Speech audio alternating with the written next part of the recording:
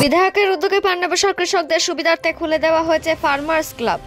কৃষক সমবায়ের 1 বছর পূর্তি উপলক্ষে কৃষি সম্মেলন এবং কৃষকদের সেচ ব্যবস্থা সুবিধার্থে সৌরশক্তি চালিত 3টি সাবমার্সাল পাম্পের উদ্বোধন করা হয়।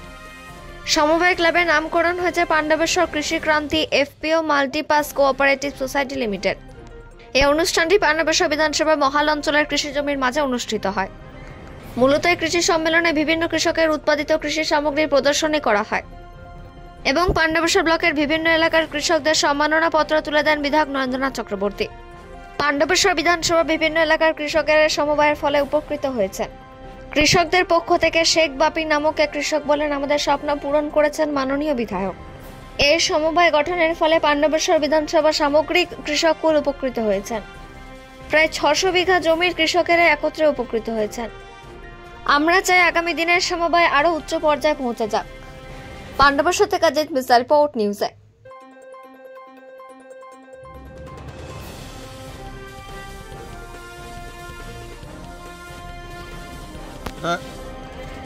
আমার একটা স্বপ্ন ছিল, একসময় এক ভিডিও বলেছিল পান্ডবেশ্বরে চাষ হয় না।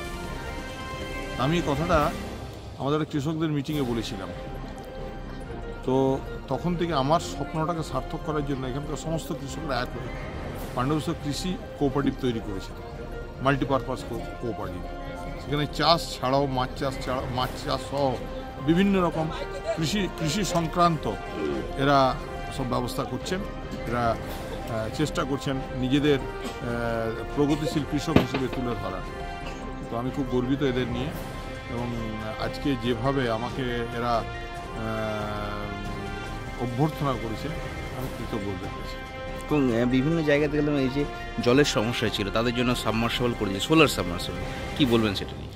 দেখুন, এগুলো তো খুব দরকার। একটা বিস্তীর্ণ অঞ্চল, একসময় রুক্ষ সূক্ষ্ম ছিল, সেই জায়গায় আমরা সবাই মিলে একসাথে লড়াই করে এই জায়গাটা দেখুন, চারিদিকে দেখতে সবুজ করে দেওয়া হয়েছে। এই সবুজের আহ্বান, সবুজের আগামী দিনে কি পরিকল্পনা রয়েছে এই ফার্মার্স ক্লাব নিয়ে?